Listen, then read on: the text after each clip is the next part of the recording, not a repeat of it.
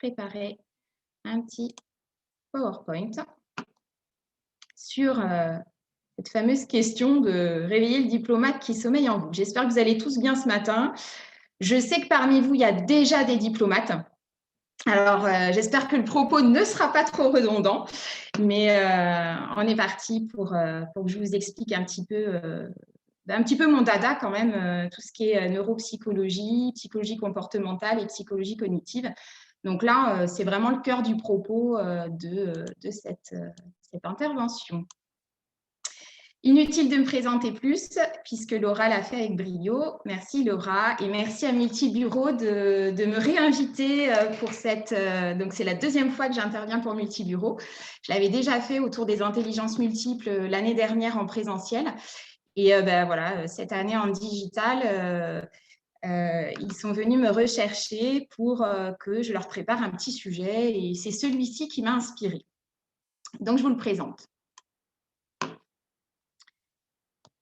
Alors, Joseph Campbell, en fait, c'est un mythologue américain qui n'a d'ailleurs pas fait une très grande carrière en tant que mythologue du XXe siècle. Hein, c'est quelqu'un qui est décédé.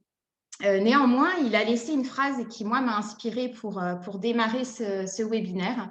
Il nous dit « Un enfant grandit, qu'il le veuille ou non, mais au stade adulte, le fait de grandir est un choix et non une obligation. Et dans ce choix se trouvent des conséquences non seulement pour soi, mais aussi pour l'humanité tout entière. » Et en fait, c'est bien l'objectif de mon webinaire aujourd'hui, c'est vous transmettre des informations que j'ai apprises, que j'ai acquises, que j'ai digérées et que j'ai envie de partager aux gens pour leur permettre peut-être de se connaître un peu mieux, de se décrypter un peu mieux et aussi de mieux vivre avec eux-mêmes et avec les autres, d'être plus conscients de leurs choix. Je ne vous apprends rien si je dis que 80% de notre cerveau est contrôlé par un pilote automatique. Donc, on va voir comment il se compose, ce pilote automatique, et on va voir aussi quelle place il reste au libre arbitre dans tout ça. Alors, on va aller chasser le primate. En fait, avant de naître, on hérite d'une valise qui date de la nuit des temps. Et quand on regarde un petit peu la dimension évolutive pour comprendre l'humain, on n'a pas besoin de regarder bien loin pour comprendre que finalement, les animaux qui sont à nos côtés nous témoignent de forts liens de parenté, également dans leur comportement. Quand on se pose la question du pourquoi, en fait, de nos actions non délibérées, hein, les actions automatiques, celles que vous ne réfléchissez pas, celles pour lesquelles vous n'avez aucune évaluation consciente, eh ben, il est intéressant de se rapprocher des données phylogénétiques, en fait, ce qui a permis à l'homme d'évoluer, hein, de passer les différents stades. Alors, bon, de Darwin éventuellement, mais il y a aussi d'autres auteurs qui en reparlent. Hein. Charles Darwin a raison sur certaines de ses théories, mais pas sur tout. On connaît bien plus de choses aujourd'hui. En tout cas, dans votre quotidien, il y en a qui ont très bien compris ça, qui ont très bien compris qu'on était dirigé par une forme de primate en nous. Ce sont les publicitaires. Parce que les publicitaires, eux, ils vont chercher le primate qui est en nous, celui qui nous pousse à l'action et celui qui, évidemment, rentre en résonance avec ce qu'on appelle l'effet Zeigarnik. L'effet Zeigarnik, c'est un effet décrit par une psychologue russe. En fait, elle a travaillé sur la mémoire. Et qu'est-ce qu'elle nous dit? C'est très, très simple. On se souvient de ce qui est en cours.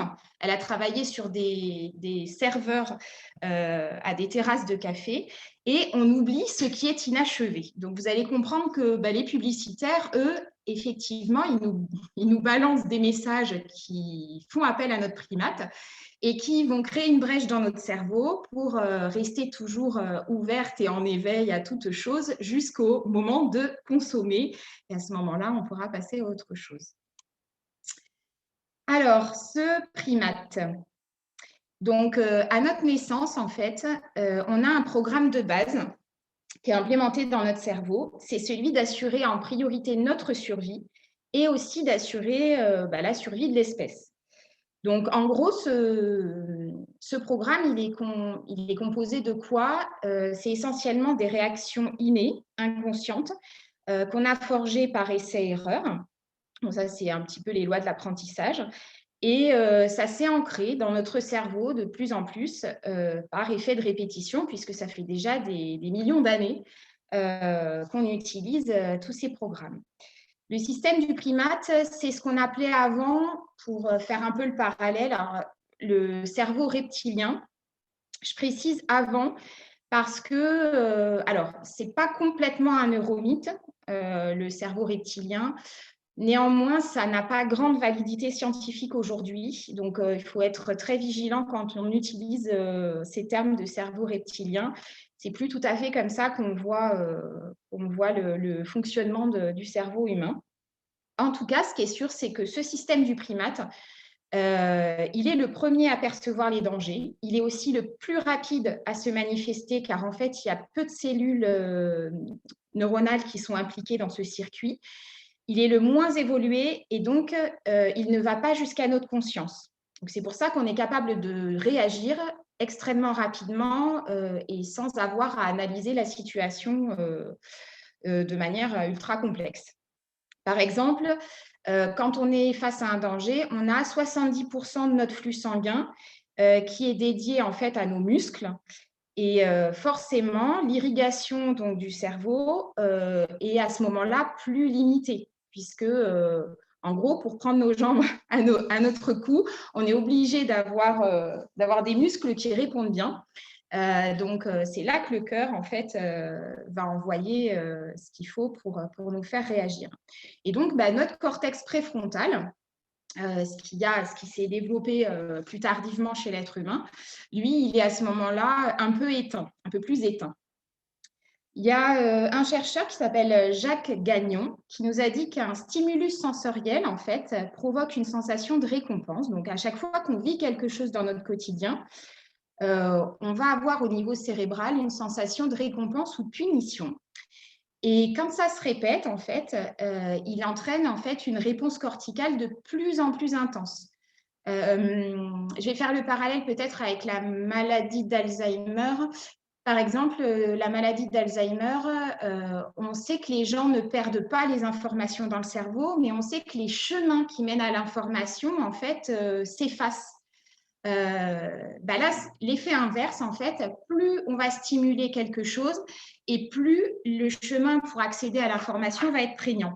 C'est d'ailleurs pour ça, toujours avec le parallèle de la maladie d'Alzheimer, que les malades d'Alzheimer ont un savoir procédural qui va durer le plus longtemps.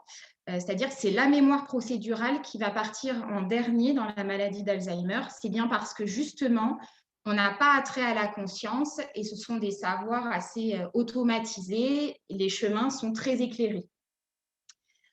Donc, par rapport à notre propos, la punition, ce qu'il faut savoir, c'est que la punition et la peur dépassent dans le cerveau, en fait, en intensité, le plaisir et la récompense pour modifier notre comportement.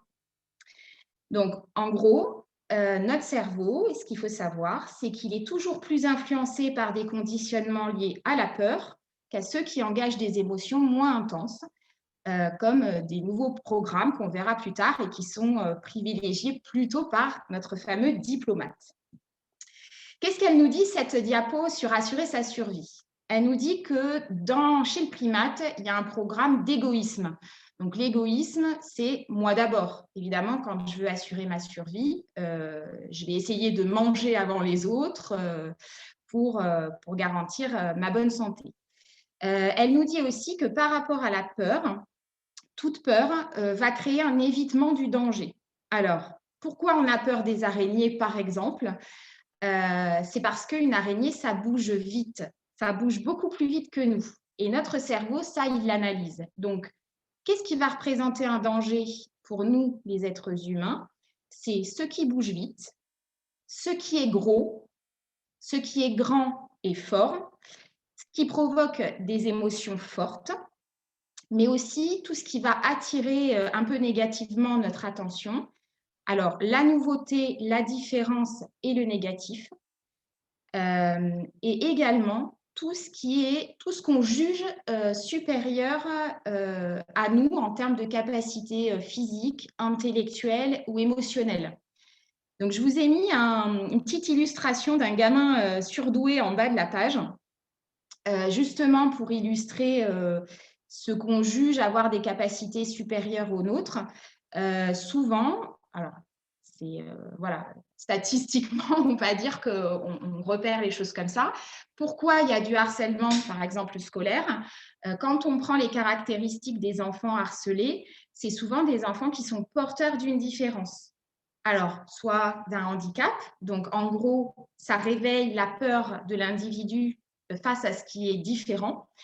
Par rapport à un gamin surdoué, par exemple, les autres inconsciemment risquent de le juger plus en capacité intellectuelle et donc vont essayer de l'éviter puisqu'ils ont peur de perdre quelque chose.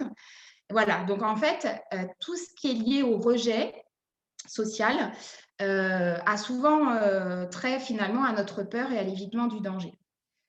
Ensuite, dramatisation. Alors, le primate, il survit aussi quand il détecte quelque chose qui n'est pas normal ou qui l'interpelle, il va avoir tendance à dramatiser. Donc, il va accentuer le négatif pour permettre à ses facultés d'attention et de réaction d'être vraiment dirigées vers une cible qu'il identifie comme potentiellement dangereuse. C'est pour ça que, par exemple, quand on n'aime pas quelqu'un ou quand on ne sait pas toujours pourquoi, mais on va avoir tendance à le juger très négativement par rapport à soi-même et à remarquer surtout ce qui a trait aux différences avec nous. Quand vous n'aimez pas quelqu'un, vous n'allez pas dire ah, mais oui, en fait, c'est un être humain comme moi. Bah, tiens, il fait la même formation que moi, par exemple. Ah, bah, tiens, il a des vêtements communs à moi. Non, non, on va plutôt chercher tout ce qui est différent pour rejeter, en fait, et accentuer le négatif. Il a aussi un programme de catégorisation. Alors, ce programme de catégorisation, il est à mettre en lien avec le traitement et la mémorisation de l'information. C'est-à-dire que ce sont des programmes qui vont permettre à l'être humain de ne pas refaire normalement les mêmes erreurs. En gros, ça c'est le boom. Quand vous vous brûlez une fois, vous vous brûlez pas 1000 fois, en tout cas pas par curiosité. Le petit enfant qui va mettre sa main sur quelque chose de chaud, il va très vite apprendre et il ne remettra pas sa main sur une source de chaleur. Après, par inattention, évidemment, on peut se brûler, mais en tout cas, on va très vite caractériser. Et ce boom, par exemple, va vous faire sursauter, peu importe finalement la source, que ça soit une explosion, quelque chose, un explosif ou un ballon qui éclate dans une fête, le boom vous fera sursauter parce que vous avez appris que potentiellement le boom est dangereux et source de danger. On a également un programme en nous qui complète les informations incomplètes. Donc, quand quelque chose est en partie dans notre champ de vision, mais pas complètement, on va avoir tendance à imaginer et reconstruire la suite. C'est d'ailleurs source de croyances et de préjugés, puisque quand on n'a pas toutes les informations, on essaye d'en tirer des généralités. Donc, ça aussi, c'est finalement apprendre le fonctionnement de l'environnement et s'y préparer, construire des réactions plus automatiques pour la prochaine fois. Le principe d'économie, c'est le zéro effort, c'est le ignorer ce qui est connu, c'est créer et développer des habitudes, c'est interpréter en fonction du contexte. Alors, c'est l'image avec les deux singes qui courent, par exemple. Souvent, notre cerveau nous trompe par principe d'économie. En réalité, les deux singes que vous voyez sur l'image font exactement la même taille. Mais la perspective fait que vous les percevez de tailles différentes. Le principe d'économie, dans le quotidien, on le vit assez bien quand on a des enfants qui font des bonnes choses et que on ne le remarque pas, en fait. parce que on n'a pas des capacités cérébrales complètement illimitées et que pour garder nos forces, on va avoir tendance à laisser passer ce qui ne représente pas un danger, ce qui est connu, ce qui a trait aux habitudes. Donc, on est beaucoup moins conscient de ça. Ça, c'est le principe d'économie. Ensuite, il y a un programme qui concerne la couleur rouge chez nous, primates.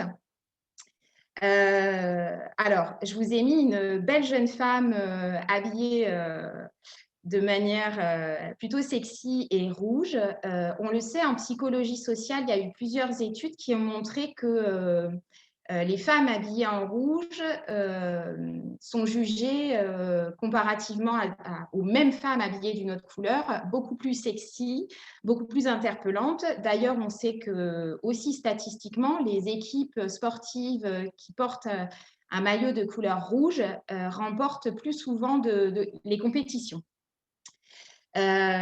Pourquoi Alors, il y a deux idées à ça qu'il faut retenir. Dans la nature, les aliments de couleur rouge sont des aliments qui sont plus caloriques et plus riches en protéines. Donc, c'est la viande, par exemple. Donc, quelque part, notre primate, il s'est aussi habitué à détecter très vite ce qui pouvait lui apporter une forme d'énergie. Et de manière plus mécanique, la couleur rouge est aussi mieux perçue par l'œil parce qu'elle a une grande longueur d'onde, comparativement au bleu qui a une longueur d'onde très très courte et au vert plutôt intermédiaire. Donc, il y a aussi une réalité anatomique au fait que le rouge nous interpelle beaucoup plus. Ensuite, on est dans notre système de perception, il y a une supériorité du système visuel sur le système auditif, c'est-à-dire qu'on va d'abord traiter les informations visuelles et ensuite on traitera les informations auditives. Les informations visuelles risquent de nous faire réagir beaucoup plus vite que les informations auditives. Il y a évidemment chez le primate la recherche du plaisir.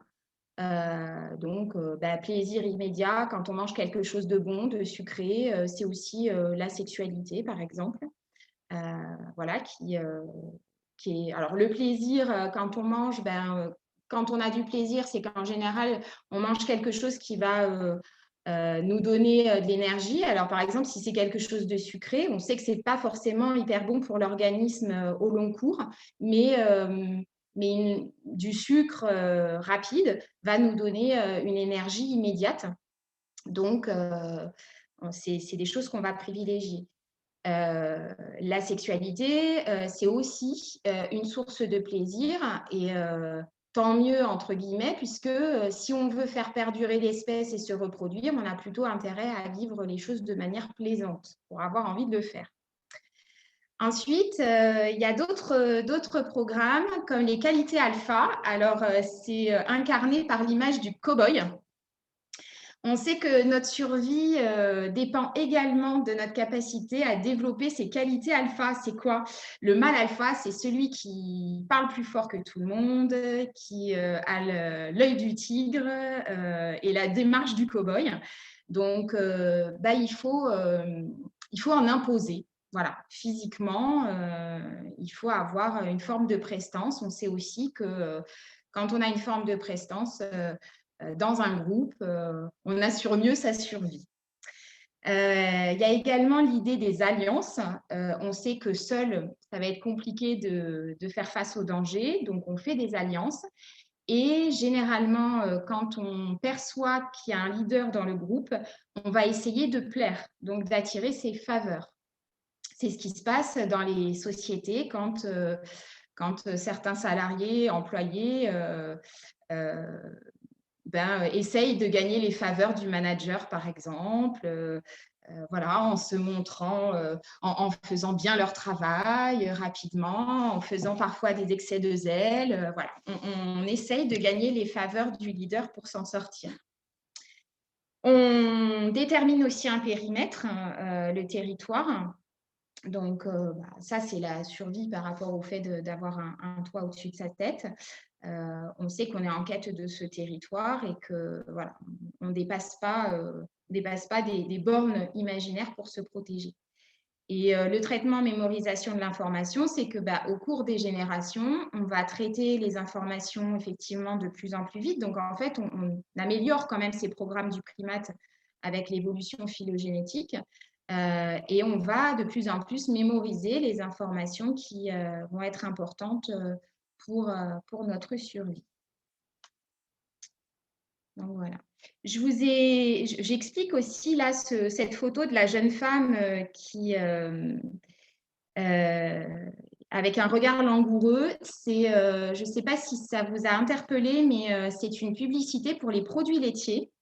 Et là encore, c'est une manière de vous montrer que les publicitaires ont bien compris qu'on avait des primates en nous, puisqu'ils font appel à des notions, à des concepts autour de la sexualité, de la sensualité. Pareil pour les parfums, pareil pour le café. Vous remarquerez souvent, c'est toujours des regards langoureux, des poses suggestives.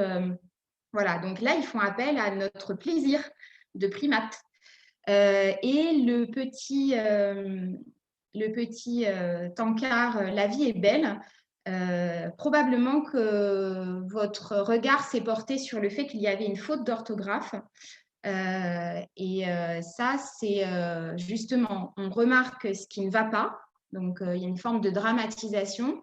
On remarque aussi ce qui est brisé, ce qui contient une erreur. Et on risque de focaliser notre attention là-dessus plus que sur le message lui-même. Donc, voilà.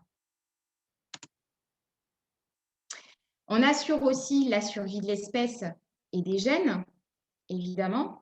Le programme du primate, il commande une action avant même que le cortex ait son mot à dire. Et une fois que l'alarme est lancée, il s'empare de tout notre corps. Comment, au niveau de l'espèce, on assure la survie? Par des programmes liés à la reproduction. Au népotisme, ça c'est le fait de privilégier les gens de notre clan. C'est pour ça que j'ai mis une image du parrain, en gros, qui a trait aussi à la coalition, le fait de faire des alliances. On protège aussi les plus jeunes, on défend son territoire et ensuite il y a une transmission des savoirs. Donc voilà, alors souvent les parents, mais aussi l'école favorisent ça. Voilà, il faut que pour que l'espèce survive et que les gènes continuent de se développer dans le sens d'une survie aussi, on a besoin de tous ces programmes en fait.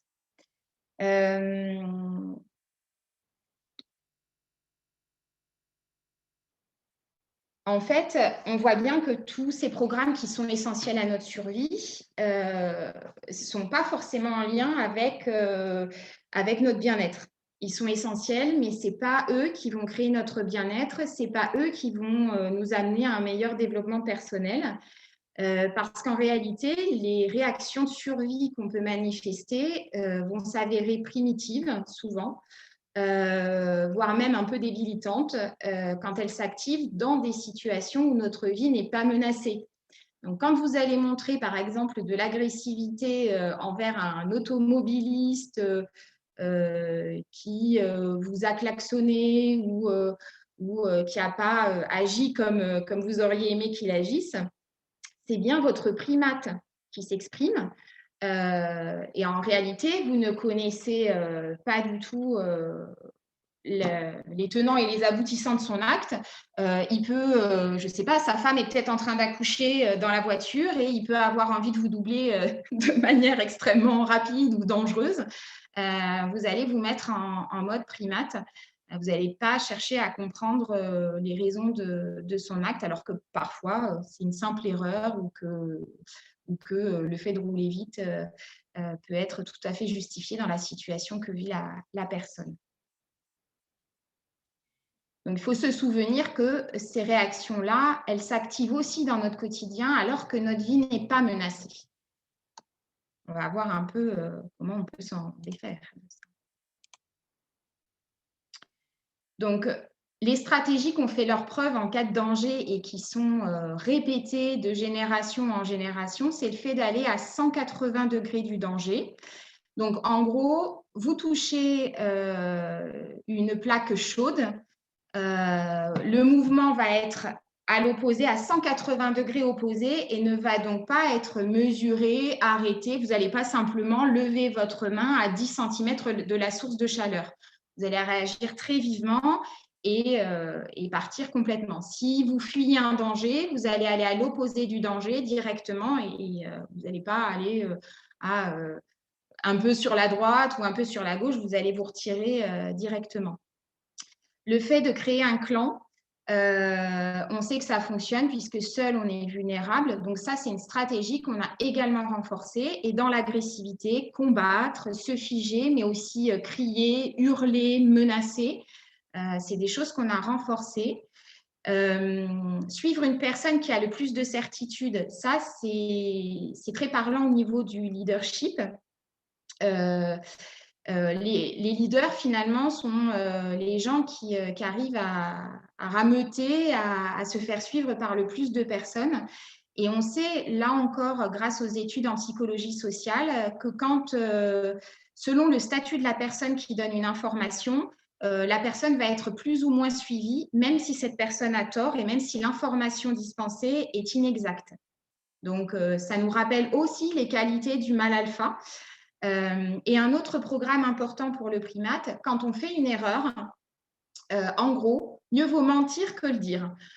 Pourquoi? Parce qu'en fait, quand vous faites une erreur et si vous dites que vous vous êtes trompé, vous perdez de la crédibilité, vous n'êtes plus la personne qui a le plus de certitude et vous créez une brèche. Donc, vous avez tendance à provoquer du rejet. Donc, en gros, c'est insatisfaisant dans notre monde occidental aujourd'hui, tous ces programmes, mais ça perdure et ça perdure parce que ces programmes sont protégés par un mot de passe super puissant à l'intérieur de notre cerveau. Alors, comment on réinitialise l'automate? Parce que ça, c'est un autre programme de notre cerveau. Alors, je vous propose un petit jeu, donc vous êtes silencieux, évidemment, chacun de votre côté, et je vous demande chacun de réfléchir à quelle pourrait être la suite logique de cette séquence.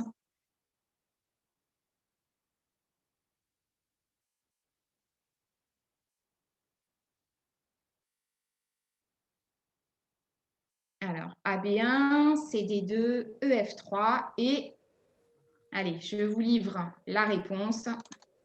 GH4. Ouais. Oh, Nathalie, super. Bon, alors, vous êtes intelligents, tous ceux qui ont trouvé GH4 ou pas? Est-ce que vous pensez que vous êtes intelligents? Eh bien, en réalité, je suis désolée de vous décevoir, mais vous n'avez fait que ce pourquoi vous avez été programmé, c'est-à-dire continuer une série initiée par d'autres, sans vous poser de questions et sans faire de vagues, évidemment. Donc, souvent, on se croit innovant, mais en réalité, on s'est juste montré ce qu'on appelle réactif et non pas proactif. Donc, il y a le primate, qui est vraiment la bête profonde en nous, mais il y a également l'automate. Et l'automate, vous allez voir, il ne fait pas du bien non plus. Alors, il est utile à certains moments, mais il faut essayer de le comprendre pour pas toujours se laisser faire par lui. L'automate, en fait, sa seule existence, en fait, sa seule légitimité, c'est de ne pas sortir du rang. Donc, en gros, c'est tous les apprentissages qui sont facilités par les programmes du primate et qui sont mis sous l'influence de notre entourage et en fonction de l'essence de chacun. Donc, pour retrouver les messages en fait de l'automate, on peut fouiller les différents domaines. En gros, on peut se demander qu'est-ce que nous ont transmis les parents. Donc là, c'est la petite fille où il y a marqué « Sois parfaite ». Ça, c'est l'idée de nos drivers. Donc, le sois parfait. Le petit garçon qui crie avec les pendules, dépêche-toi. Voilà. Et aussi, sois fort, la vie est dure. Et toutes ces injonctions, finalement, qu'on nous fait adopter, soit par abus de félicitations quand on réussit quelque chose, soit par punition ou remarques négatives quand on ne réussit pas, tout ça nous conditionne en fait. Il y a également le rythme qui fait partie de ces programmes de l'automate, c'est-à-dire que on est soumis à un rythme, au rythme de nos parents, de notre famille, de notre quotidien, de notre société. Et on fait souvent les choses assez extrêmement vite, sans conscience. Donc, ça peut être bien de voir est-ce que finalement, quand j'agis de telle manière, je respecte mon rythme profond, celui qui me va bien. Les émotions appartiennent également à ce programme de l'automate. Alors, je vous ai mis le petit livre « Pleure pas ». On est évidemment très conditionné par la société et par l'éducation. Quand on dit à un petit garçon « Ah, mais t'es pas une fille, pleure pas ». Bon, j'espère qu'avec les nouvelles générations, c'est des choses qu'on n'entendra plus. Mais en gros, ah, mais c'est bon, allez, t'as pas mal, pleure pas, ou ça sert à rien de pleurer. Oui, évidemment, ça sert pas à grand-chose pour régler un problème. Néanmoins, l'émotion, elle a surtout une fonction sociale, donc ça sert quand même à montrer à l'autre qu'on va pas très bien et qu'on a peut-être un de nos besoins qui n'est pas respecté. Les rituels et les traditions. Pourquoi on mange de la dinde à Noël? Pourquoi on va aller bientôt chasser les œufs de Pâques dans le jardin? Et pourquoi on se dit bonjour, ça va bien ce matin, mais sans réellement écouter la réponse? Voilà, donc c'est aussi ce programme de l'automate, il vit aussi dans nos rituels, dans nos traditions. Alors, je ne suis pas en train de porter un jugement sur le fait que ça soit bien ou pas bien de les respecter, mais on peut les réinterroger. On peut également réinterroger tout ce qui est pression sociale.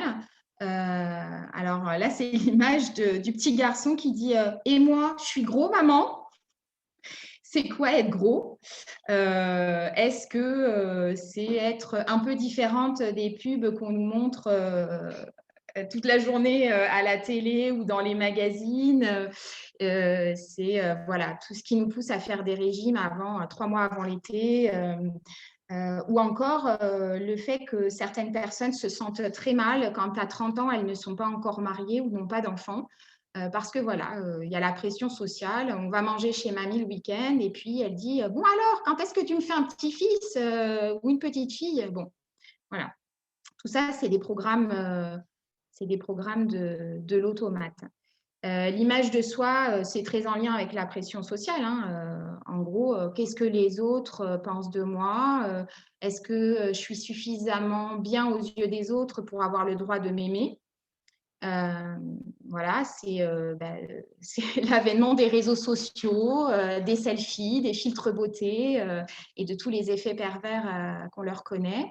C'est aussi l'amour. Qu'est-ce que c'est que l'amour? Est-ce que l'amour, c'est quelque chose que vous avez construit sur le modèle du couple parental avec lequel vous avez évolué ou pas? Donc, il y a tout ça.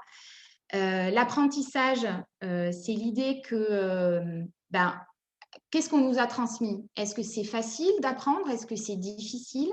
Comment nos parents ont vécu leur scolarité, l'apprentissage?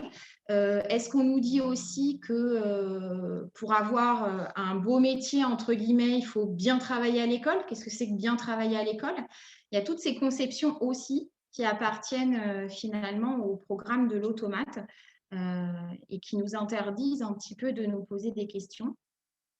Et puis, il y a la sensorialité. Alors, évidemment, qu'on acquiert aussi beaucoup par imitation.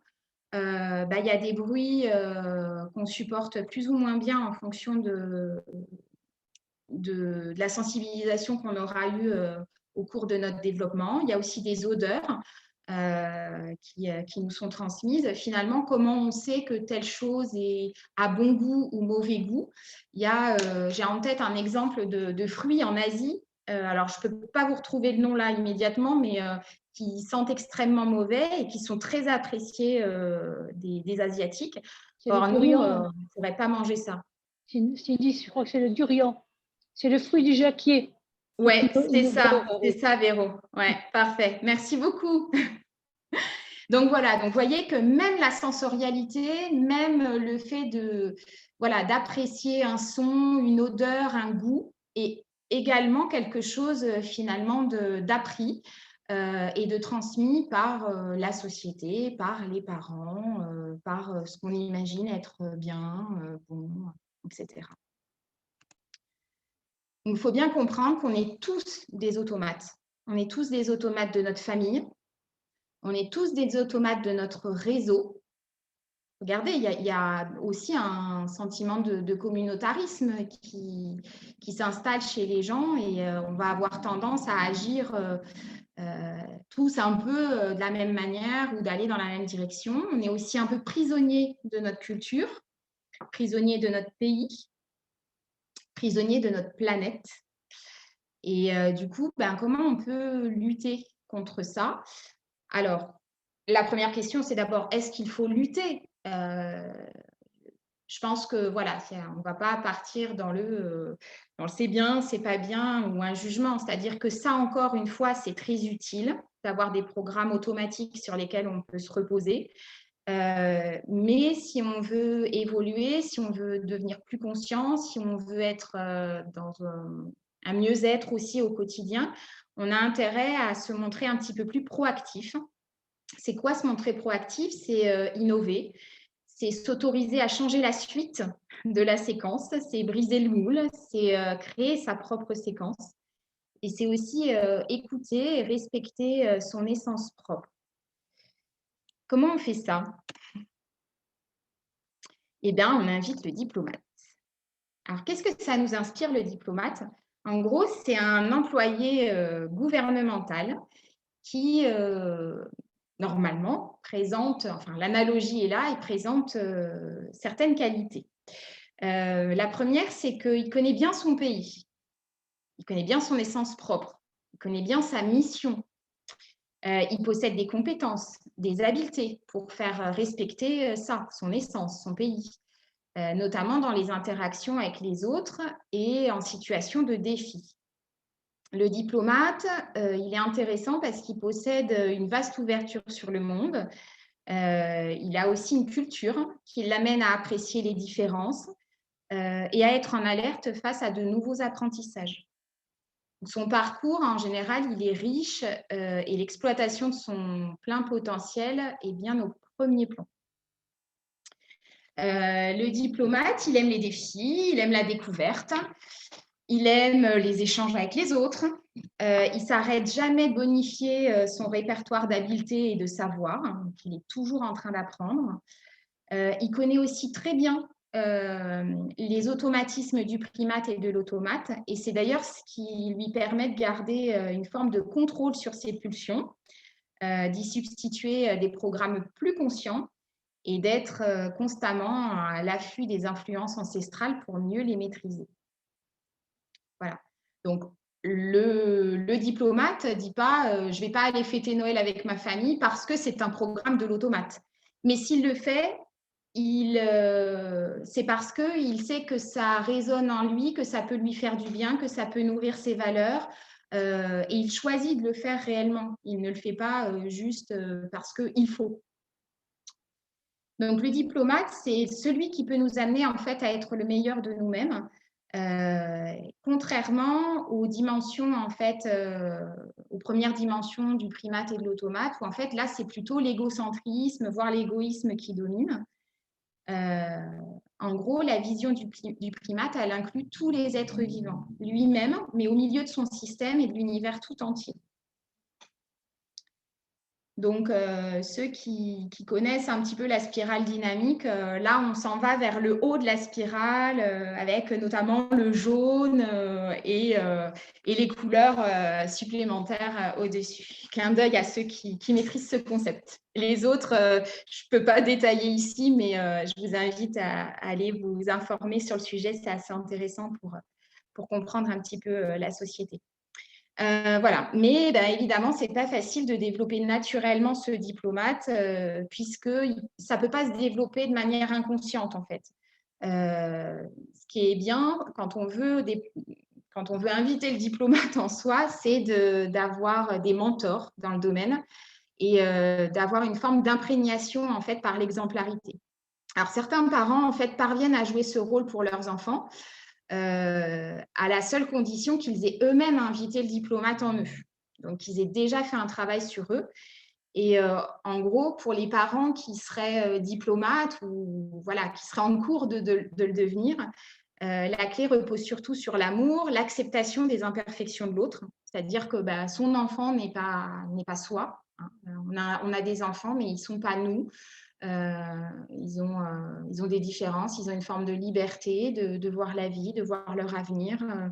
Et puis, enfin voilà, ils ne font pas tout parfaitement, mais parfaitement par rapport à qui? Par rapport au regard de qui? Ça, c'est des questions qu'on peut se poser.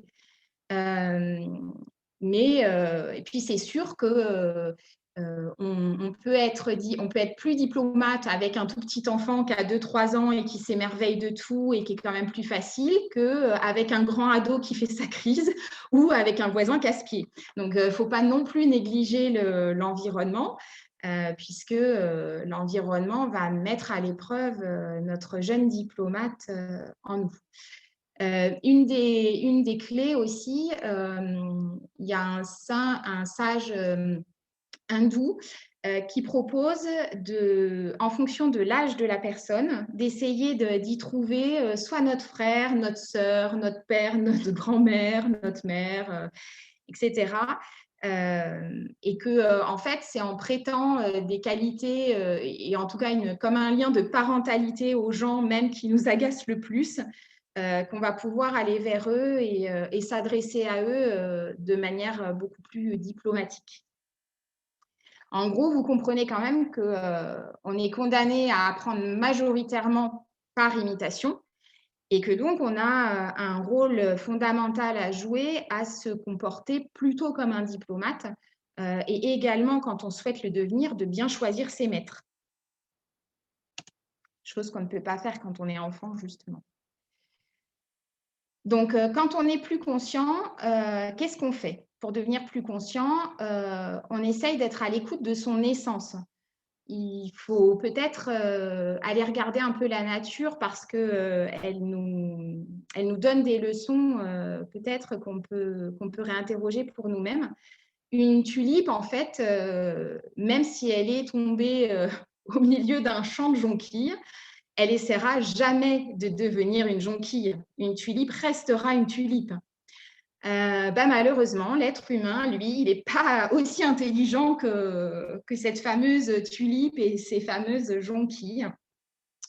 Il essaye parfois de se trahir, de se changer, de changer son essence profonde et il se casse les dents parce que si ce n'est pas son essence, c'est comme ça et pas autrement. Donc, pour découvrir son essence profonde, ce qui est intéressant, c'est de lister ses talents, ses forces et de se concentrer plutôt sur ceux-là plutôt que sur les faiblesses. Pourquoi? Alors, on essaye toujours de s'améliorer dans les choses où on se sent moins compétent. Néanmoins, au final, on risque de développer plusieurs fortes faiblesses, on va dire, plutôt que d'essayer de déployer vraiment des talents qui sont déjà là à la source, et on en a tous. Je fais notamment référence aux intelligences multiples de Howard Gardner quand on parle de ça. En gros, dans notre vie quotidienne, on pourrait se demander combien de temps, en pourcentage, on consacre aux activités qu'on maîtrise vraiment. Là où vraiment vous vous sentez en pleine puissance, là, dans le flow, conscient, concentré, en réussite. Pas que ça soit trop facile, qu'il y ait un peu de défi, mais où vous réalisez que vous êtes bon. En fait, voilà, quel est votre pourcentage? 15%, 50%, 25%, 50% au max peut-être? Bon, en tout cas, si vous pouviez augmenter ce temps à 80% ou à 90%, vous gagneriez en qualité de vie.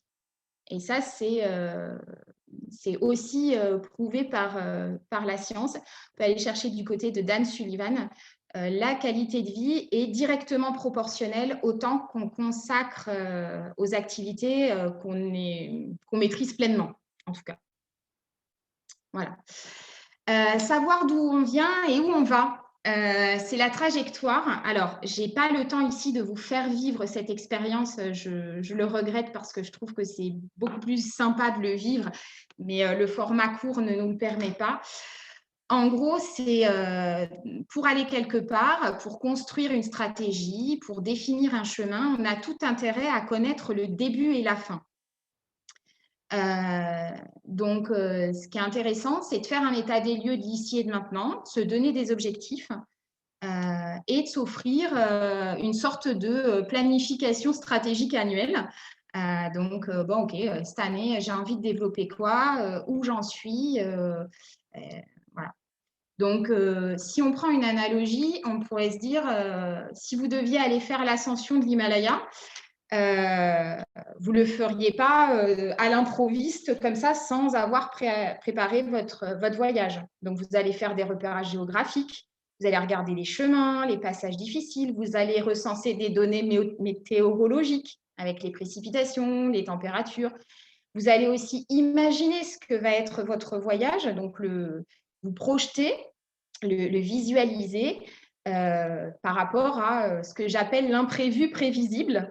Voilà, quand on prépare un voyage comme ça, on peut très bien s'imaginer qu'à certains moments, on va avoir des coups de moins bien. On peut peut-être avoir des douleurs physiques, on peut peut-être se blesser. Donc, évidemment, on va lister tout le matériel nécessaire à l'aventure. Voilà, tout un tas de choses encore qu'on fait dans une préparation de voyage. Ça peut être très sympa chaque année ou pas forcément chaque année si c'est trop une contrainte pour vous, mais simplement face à un événement de la vie, de se repositionner en se disant « Ok, où j'en suis, c'est quoi mon présent, où j'ai envie d'aller et qu'est-ce que je vais mettre en place pour y arriver ?» Donc, la conquête du quotidien, c'est pareil. Ça nécessite aussi, quand on fait face à des projets, des objectifs, des envies, des rêves, de les dessiner en fait et de les prévoir. En tout cas, Benjamin Franklin nous dit une petite phrase qui peut être très sympa de retenir. Il nous dit « Échouer de planifier, c'est planifier d'échouer ». Donc, en gros, quand on ne se prépare pas à l'avenir, eh bien, on va forcément un peu dans l'échec. Il faut comprendre aussi que quand on est enfant, on est une forme de, on est comme un peu comme un tas de terre très tendre à façonner et que il faut aussi se laisser du temps pour construire une œuvre d'art. Les gens qui font de l'artisanat le savent bien, en fait, il faut beaucoup s'entraîner, beaucoup manipuler. C'est l'adage, il n'y a qu'en forgeant qu'on devient forgeron. Autrement dit, il faut quand même être assez patient et indulgent, mais quand même persévérant par rapport à soi. Et c'est l'idée de construire des compétences. C'est l'idée d'apprendre des choses sur soi, d'apprendre des compétences relationnelles. Voilà, comment je peux m'adresser aux autres, comment je peux m'adapter à l'autre, comment peux me synchroniser à l'autre, et puis aussi des compétences professionnelles pour être aussi plus à l'aise dans certaines situations. Donc, ça nécessite quand même de toujours apprendre, en fait, d'être diplomate, de rester curieux et ouvert au monde qui nous entoure. Après, il y a un message très, très important pour moi qui est le suivant, c'est de laisser à l'autre ce qui lui appartient. C'est vraiment, dans ma volonté aussi de devenir plus diplomate, c'est quelque chose que j'ai dû apprendre et que j'essaye de beaucoup diffuser autour de moi parce que ça m'a fait un bien fou de comprendre ça. En gros, quand une personne vous rejette ou se montre injustement critique ou méchante à votre égard, il faut toujours vous rappeler qu'en fait, c'est son primate qui s'exprime et qu'en réalité, quand elle vous parle mal ou qu'elle vous critique, ce n'est pas réellement de vous dont elle parle, mais le plus souvent, c'est d'elle-même. Donc, en gros, vous n'êtes pas la cause de son agacement, de sa méchanceté. Alors, je ne dis pas, si vous faites effectivement une erreur, mais c'est souvent quand, vous savez, quelqu'un ne se montre pas sympa envers vous, mais vous n'arrivez pas à comprendre pourquoi, vous revenez sur la scène, vous ne comprenez pas ce que vous avez pu faire de mal, vous êtes resté courtois, vous êtes resté correct, et puis tout le temps, elle vient vous chercher des noises. Et bien simplement, vous avez été un des activateurs de ces mécanismes de survie. Vous savez que le primate n'aime pas tout ce qui peut avoir des capacités supérieures à lui, donc soit intellectuelles, émotionnelles, relationnelles, etc.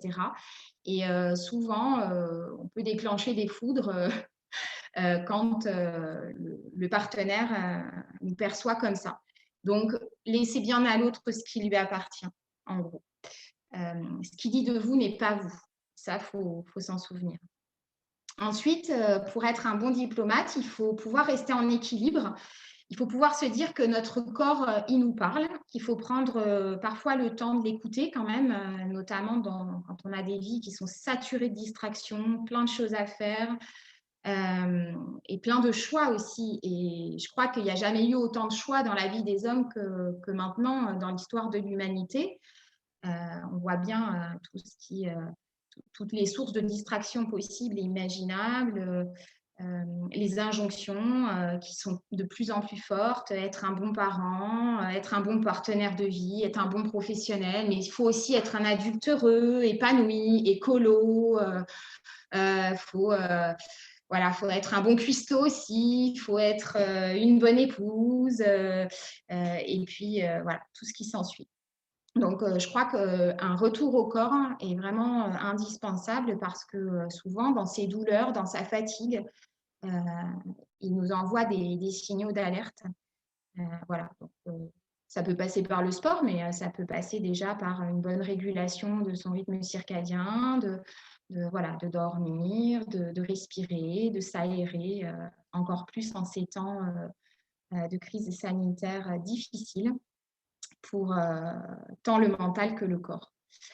Être diplomate, c'est bien choisir ses mentors. Quand on veut changer, en fait, c'est important de savoir s'entourer des gens qui nous inspirent, qui nous ressemblent aussi, qui ont envie d'aller dans la même direction et qui apporteront un soutien, mais un soutien qui respectera notre individualité.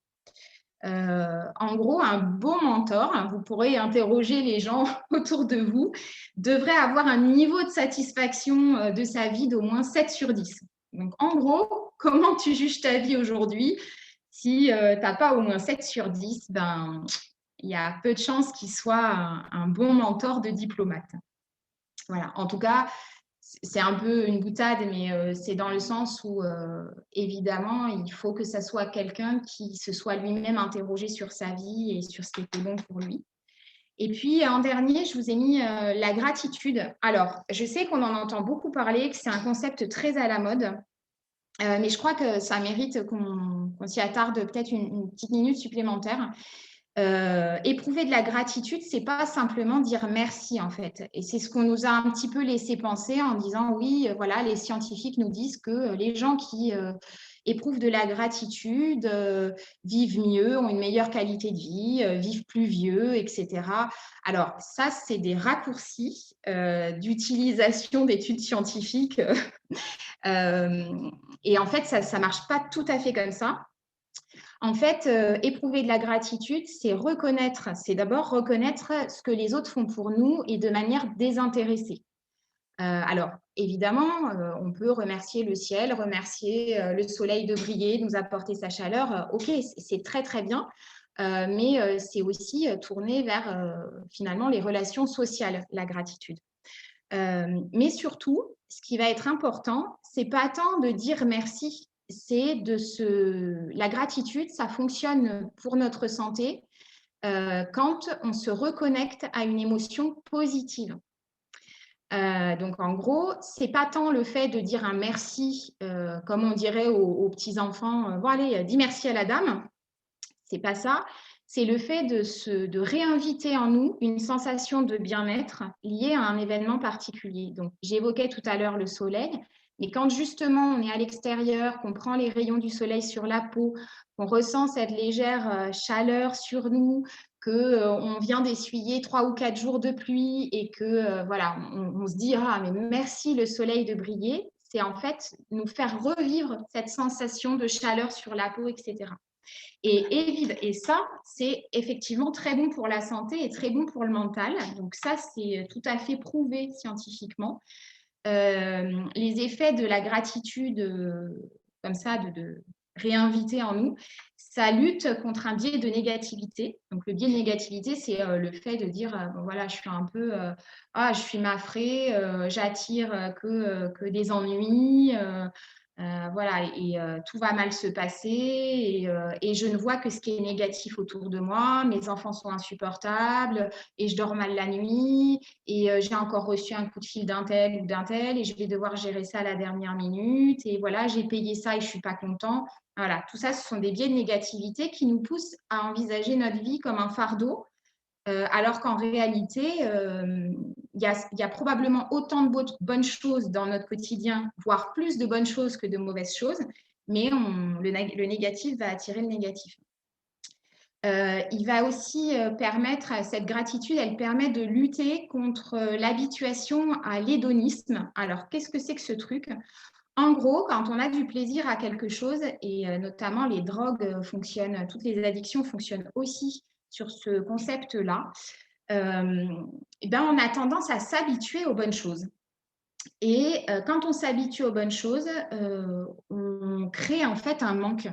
Donc, ça veut dire qu'on va avoir de plus en plus envie et besoin, même, on va créer une forme de besoin qui n'existait pas au préalable, de reproduire ce sentiment de satisfaction interne.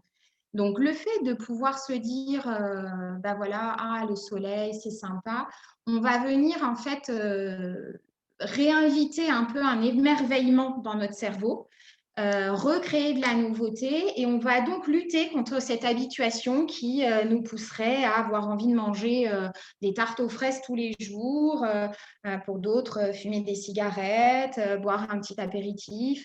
Voilà, plus on se nourrit de bons moments de la journée et moins on va s'habituer finalement au bonheur de certaines actions de manière répétée.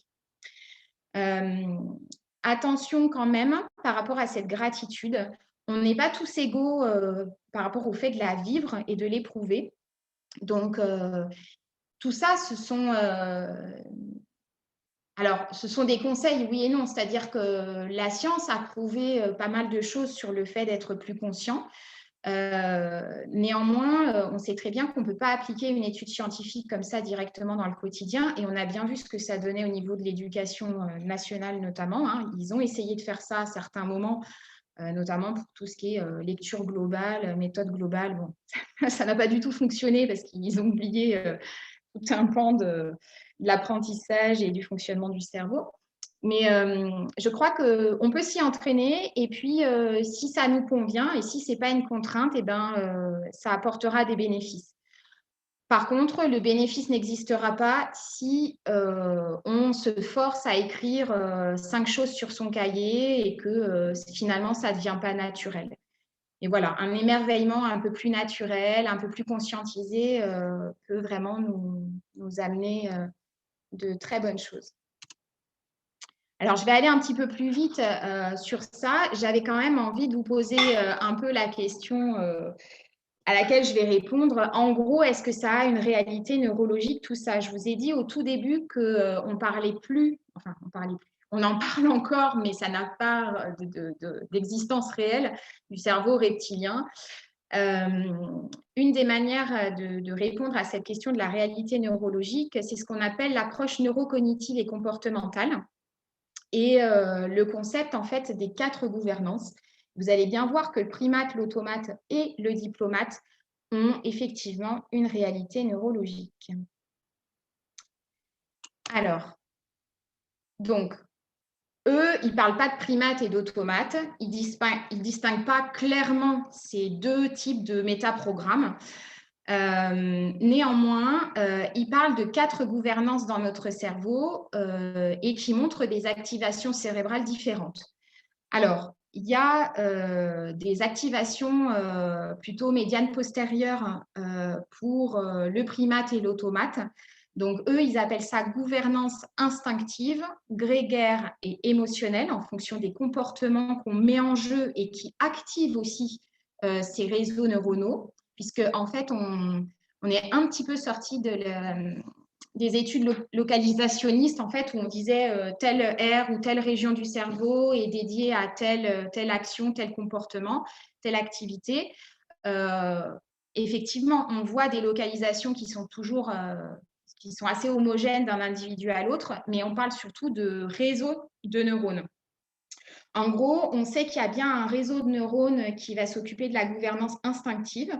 Donc, voilà, il y a des circuits qui vont gérer nos besoins physiologiques, le fait de capter le danger et de se défendre, et également tout ce qui concerne le système sympathique et parasympathique, le fait de pouvoir être dans le calme, dans la tranquillité ou au contraire dans l'hypervigilance.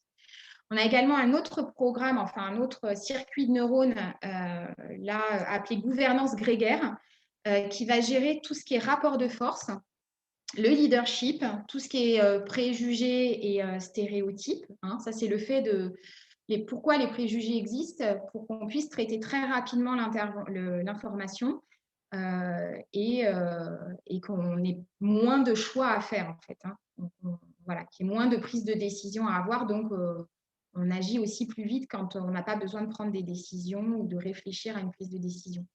Et puis, voilà, tout ce qui est aveuglement, aliénation, c'est aussi à mettre en lien avec le rapport de force.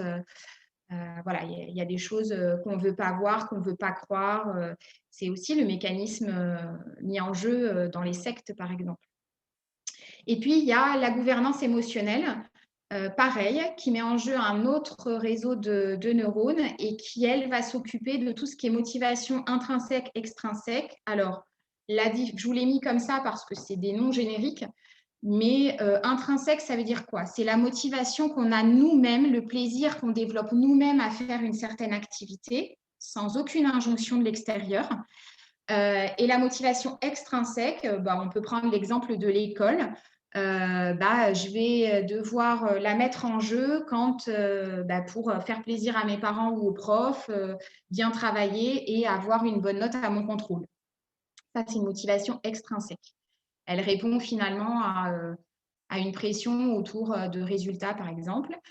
Tout ce qui est conformisme, le fait d'avoir une image sociale assez conforme, assez lisse, pour pouvoir être inséré dans un groupe. On va mettre en jeu ce réseau aussi pour traiter tout ce qui est des valeurs, des tabous sociaux. Voilà, je parle de ça ou je ne peux pas parler de ça. Tiens, je suis dans tel groupe, donc je vais pouvoir avoir telle discussion avec un degré de profondeur plus ou moins important en fonction de la connaissance que j'ai des individus et de mon niveau d'acceptation aussi. Et tout ce qui est surinvestissement émotionnel aussi par rapport à l'être humain. Donc ça, on sait que c'est des réseaux qui ont une réalité, on le voit à l'imagerie. Maintenant, notre diplomate, c'est en fait notre gouvernance adaptative. Donc, on sait que c'est finalement le réseau de neurones le plus récent dans l'évolution du cerveau humain. Il représente à peine 400 grammes. Sa maturité est atteinte autour de 25 ans. Donc, pas de presse concernant nos ados, même si je sais que ça peut être très, très pénible au quotidien. Mais nos ados n'ont pas maturé du tout cette partie-là. On sait aussi que je vous donne aussi l'info qui est assez intéressante. La maturation chez les sujets, les personnes à haut potentiel intellectuel est aussi un petit peu différente dans la durée. Donc, ils peuvent présenter une forme de précocité dans ce système adaptatif, mais on sait aussi qu'il va se tisser de manière beaucoup plus lente et beaucoup plus longue que chez des individus qui ne présentent pas ces particularités cérébrales, cognitives. Donc, en gros, notre système adaptatif, c'est celui qui se met en jeu quand on est face à l'inconnu et qu'on n'a pas de traces mnésiques en fait de solutions antérieures. Donc voilà, quand c'est complexe, quand il y a du changement et quand on ne peut pas faire référence finalement à la mémoire ou à du vécu, là qu'on doit donc innover, créer, trouver des solutions disruptives. Aussi, quand on donne son opinion personnelle et qu'on doit l'argumenter, quand on fait preuve d'empathie et quand on doit gérer le stress et les émotions. Donc, on a vu tout à l'heure que notre système émotionnel, il était plutôt d'ordre automatique. Néanmoins, quand on souhaite reprendre le dessus sur nos émotions et sur ce qui les met en alerte, on va devoir se servir plutôt du mode adaptatif qui est situé donc dans le cortex préfrontal. Avant de terminer sur ça, je veux simplement vous donner une info que j'ai découverte assez récemment lors de mes lectures sur le fait qu'il existe bien 2 circuits d'attention exclusifs. Et ça, pour moi, c'est très intéressant. Il y en a un qui est tourné vers l'intérieur. Et donc, alors je fais un peu des raccourcis scientifiques, mais en gros, un qui serait plutôt dévolu au mode adaptatif et l'autre, un système attentionnel qui serait plutôt tourné vers l'extérieur. Donc, plutôt tout ce qui est les gouvernances grégaires, instinctives ou émotionnelles. Et en fait, ces 2 réseaux, pourquoi je dis exclusifs ? C'est qu'on s'est rendu compte à l'imagerie cérébrale qu'ils ne peuvent en aucun cas intervenir de manière concomitante. Donc, soit c'est l'un, soit c'est l'autre. En gros, une application très pratique, c'est par exemple la méditation. Quand on est connecté à son corps, on est en pleine méditation, on se met en mode adaptatif et on a donc un circuit attentionnel qui est tourné vers l'intérieur. C'est ce qui va nous permettre d'ignorer, entre guillemets, c'est-à-dire que nos sens le perçoivent, mais on n'a pas besoin de traiter l'information de l'extérieur. On peut percevoir les sons, mais ne pas les laisser rentrer en nous pour les surinterpréter, etc. Donc, c'est aussi des pistes de travail pour des gens qui ont une attention labile. On sait que les adultes d'aujourd'hui ont beaucoup plus de difficultés à se concentrer qu'avant sous la masse de l'influx d'informations. Et aussi chez des parents qui ont des enfants avec des troubles attentionnels ou une hyperactivité. On sait que voilà, si on stimule aussi ce circuit d'attention interne, on va entraîner également l'enfant à mieux gérer son mode adaptatif. Concernant la gestion du stress, une autre petite info aussi intéressante à savoir, le fait d'être stressé résulterait dans un mauvais équilibre en fait d'activation des 2 réseaux de neurones, donc le réseau plutôt adaptatif et l'autre réseau plutôt en mode automatique, donc avec les 3 gouvernances qu'on a vues précédemment.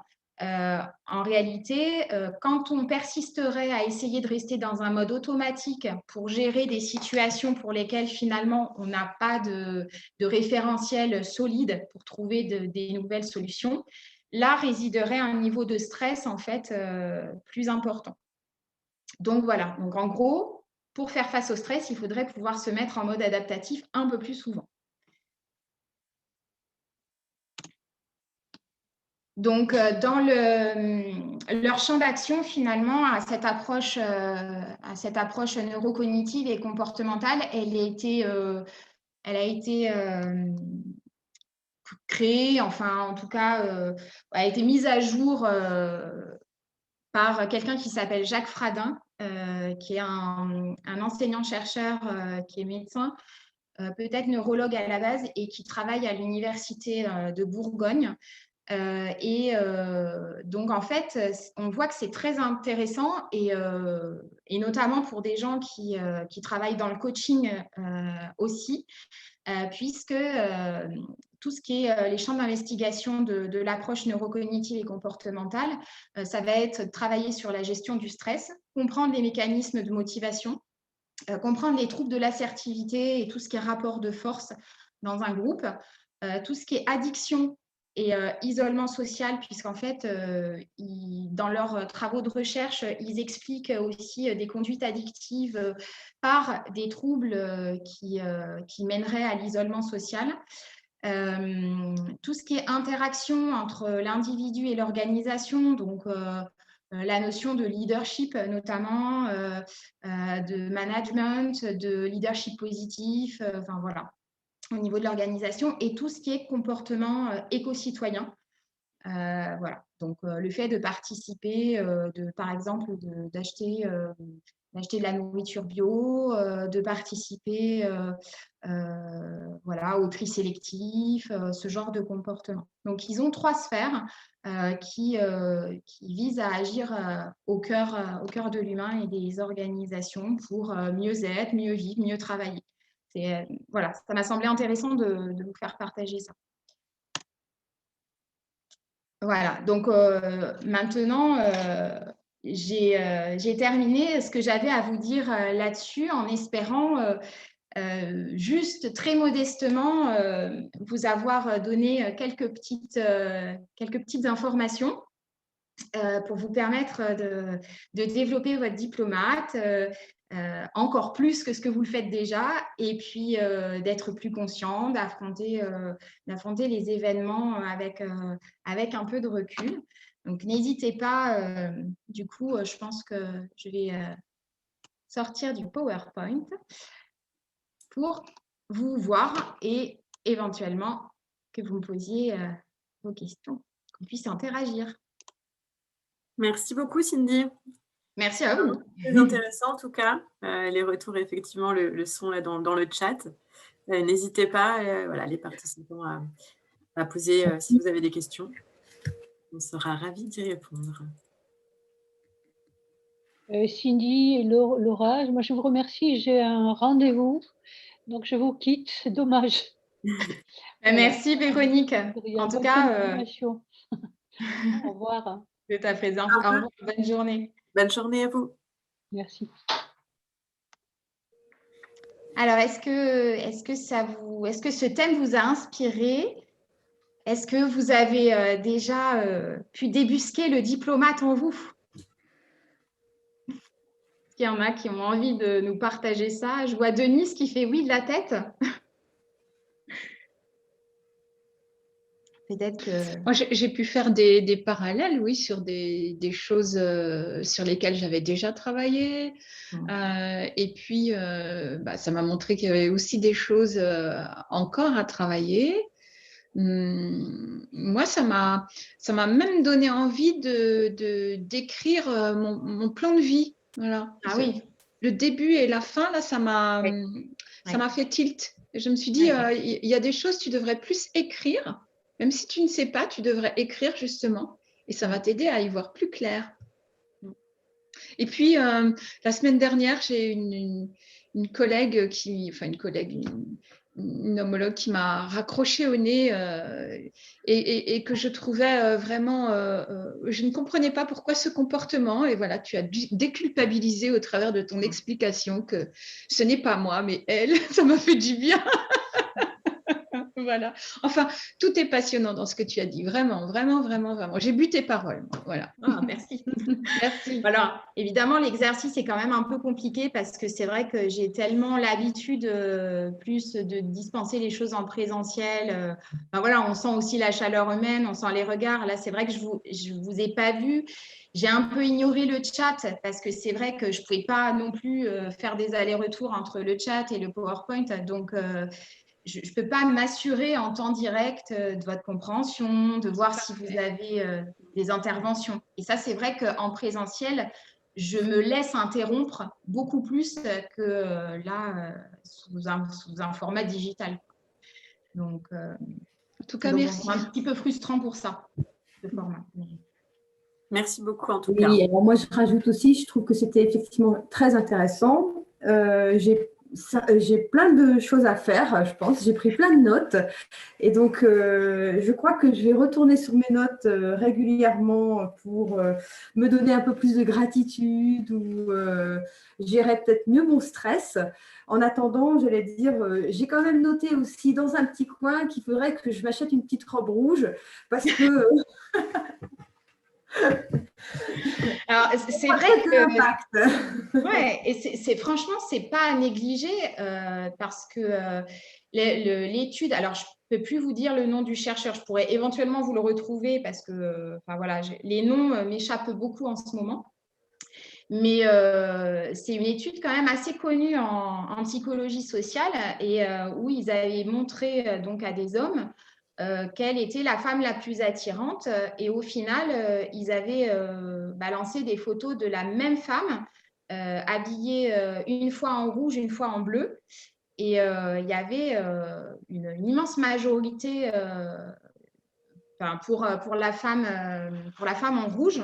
Donc, c'est vrai que c'est quelque chose à ne pas négliger quand on va à un entretien d'embauche, par exemple. Pourquoi les femmes mettent du rouge à lèvres si elles ne sont pas forcément habillées en rouge, mais des lèvres très rouges vont aussi attirer le regard, vont aussi permettre de se concentrer davantage sur les propos. Ça, c'est des choses qu'on sait et qui sont souvent réutilisées à notre insu, puisque je vous disais, hein, les publicitaires, en fait, c'est des pros de psychologie sociale, quoi. Ils se basent pour établir leur programme sur tout ce qu'ont créé les chercheurs depuis les années 50, puisque la psychologie sociale, ça a émergé un peu après la guerre, en fait, hein, après la Seconde Guerre mondiale, pour justement essayer de comprendre un petit peu les phénomènes de contagion sociale, de préjugés, d'influence aussi. Voilà, comprendre un petit peu plus l'humain. Donc c'est vrai que c'est intéressant quand même de les réinterroger pour chacun d'entre nous, quoi. Bon, en tout cas, c'était cette étude, j'allais dire, que tu as menée du début à la fin, je trouve que c'était très bien mené et je te félicite. Merci. Julie? Cindy, moi j'ai bu tes paroles, c'est pareil. Ouais, voilà, avec tous les exemples, toutes les métaphores, toutes les citations, enfin moi j'étais captivée, donc je te remercie. Je suis passée vraiment un agréable moment. Tu m'as beaucoup inspirée. Donc je ne sais pas si tu voudras être mon mentor, mais en tout cas, ouais, j'ai vraiment passé un agréable moment.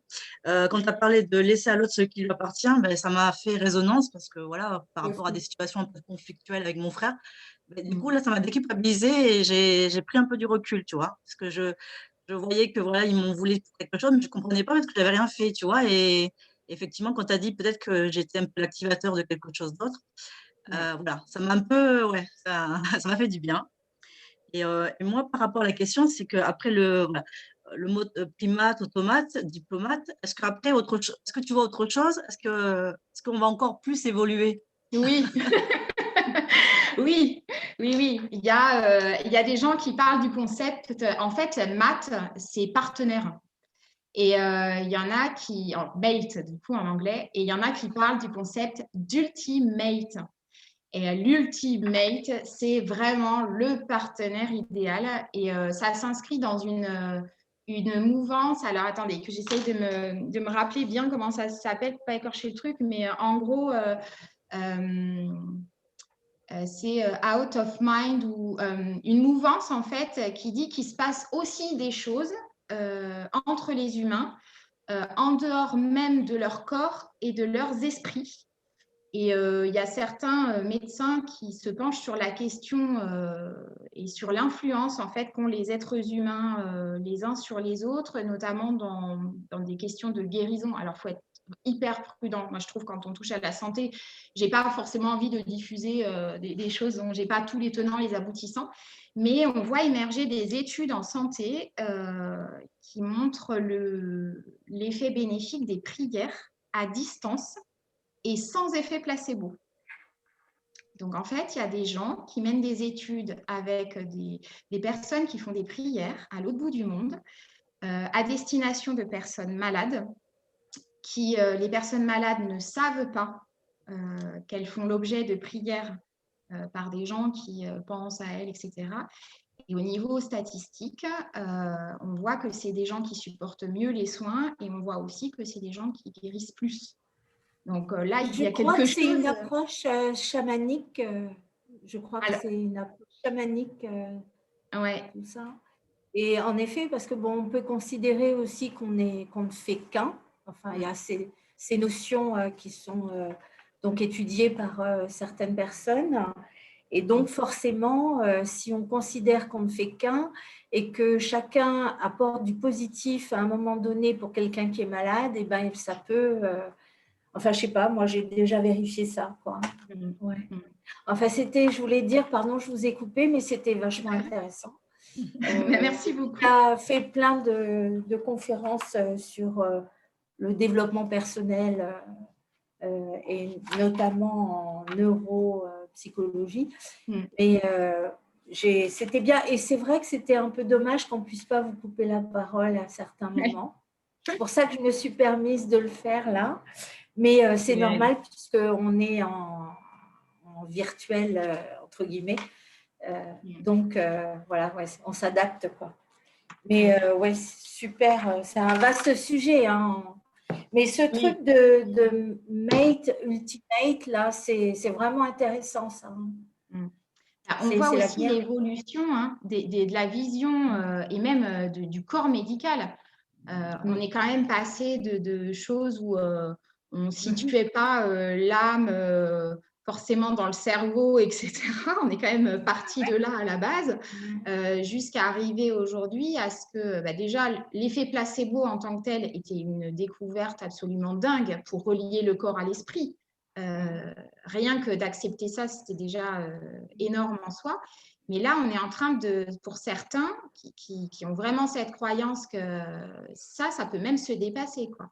C'est-à-dire qu'il y a une influence des esprits les uns sur les autres. Alors évidemment, on est très cartésien aussi, on a besoin de prouver les choses, nous, les êtres humains. Mais il y a sans doute des choses qui existent en dehors de notre regard et qui ne sont pas démontrables aujourd'hui. Quand on voit que dans les hôpitaux, maintenant, il y a des anesthésistes, par exemple, qui coupent le feu, qui enlèvent le feu de la radiothérapie ou des choses comme ça, ou même on fait appel à l'hypnose pour endormir les gens. Voilà, bon, c'est quand même une progression. Je trouve que c'est plutôt encourageant de voir que des choses comme ça puissent arriver sur le devant de la scène et être discutées dans ce genre de webinaire, conférence. Après, il faut, là où il y a un enjeu, c'est que ça ne devienne pas un effet pervers non plus, dans le sens où, un peu comme pour ce que je vous ai expliqué pour la gratitude, il ne faut pas culpabiliser les gens, parce que c'est vrai qu'on n'est pas tous égaux vis-à-vis de cette capacité mentale à gérer, par exemple, nos douleurs, etc. Il y a des gens qui arrivent très bien et d'autres beaucoup moins bien, de se mettre aussi dans des états un peu d'auto-hypnose. On sait que c'est très lié en fait aux fibres nerveuses qui résident dans le corps calleux. Donc, on sait que les gens qui ont un corps calleux très développé, qui ont beaucoup de connexions entre les deux hémisphères cérébraux, ont plus de facilité à se laisser aller dans des états auto-hypnotiques, des choses comme ça, qui peuvent nous emmener vers un mode adaptatif et aussi une guérison un peu par l'esprit. Alors, on ne va pas tout guérir, il ne faut pas enterrer la médecine, loin de là. Mais c'est vrai que comprendre ce qui se passe au niveau neuropsychologique, c'est intéressant. Et pour autant, il ne faut pas dire aux gens qui n'y arrivent pas, enfin voilà, il ne faut pas sombrer dans une forme de culpabilité et de culpabilisation si les gens n'arrivent pas à se soigner avec leur esprit. Voilà. Il faut comprendre pourquoi certains y arrivent et d'autres n'y arrivent pas. Et c'est vrai que mon implication modeste de ce matin, c'est aussi un peu ça. Moi, j'aimerais aussi vivre dans un monde où on peut plus partager un peu de connaissances pour nous éveiller, tout simplement, parce que quand certains ont compris quelque chose et que ça leur a fait du bien, pourquoi pas le partager? Et c'est vrai que dans les retours que vous avez faits, il y a quelque chose qui, je dois vous le dire, me rend extrêmement fière. C'est que pour beaucoup, vous avez souligné le laisser à l'autre ce qui lui appartient. Et en réalité, c'est peut-être la seule information qui m'appartienne vraiment. Donc, tout le reste, c'est une connaissance, c'est du savoir acquis par mes lectures, par mes études, par voilà, mon intérêt pour la science, les études scientifiques. Cette information-là, elle est non vérifiée, non vérifiable en dehors de mon simple parcours de vie. Mais honnêtement, je vais avoir 40 ans cette année et quand j'ai compris ça, je peux vous assurer qu'il y a tellement de situations qui me faisaient des nœuds au cerveau et qui aujourd'hui ne m'en font plus, que d'ailleurs mon entourage se moque quand même beaucoup de moi par rapport à ça. Ah oui, laisse à l'autre ce qui lui appartient.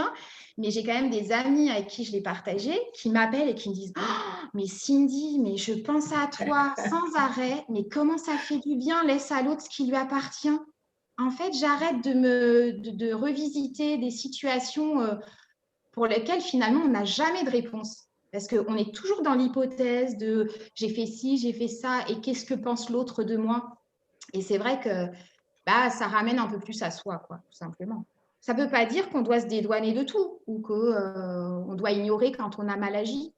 Il y a quand même beaucoup de situations où on n'agit pas forcément mal et où on ne comprend pas ce qui nous arrive et qui nous tyrannisent, en fait, qui nous empêchent de dormir, qui disent mais bon sang, pourquoi elle se comporte comme ça ou, voilà. Et il y a beaucoup de choses qui nous échappent, des influences, voilà, des rivalités cachées, mais dont on n'est pas toujours la source, quoi, mais juste les activateurs du primate de l'autre. C'est important d'en avoir conscience. Est-ce qu'il y a d'autres réactions? D'avoir abordé ces sujets, déjà, ça éveille en nous peut-être le désir d'aller plus loin et c'est un peu comme le coaching aussi, quand tu discutes, tu éveilles certaines choses et où tu fais prendre conscience aux personnes qui sont en face de toi de certaines justement données. Enfin, en tout cas, on ira certainement plus loin. Demain, on sera plus riche. Enfin, aujourd'hui, on est plus riche. Merci grâce à toi. Mais voilà, c'est un grand plaisir de partager ça avec vous et voilà, je suis très contente d'avoir pu vous donner de nouvelles informations, renforcer certains sentiments, certaines sensations qui peut-être vous habitaient déjà, de légitimer certaines choses que vous vous disiez. Voilà, c'est vraiment l'objectif de cette petite session et que Multibureau voilà, me permet de faire.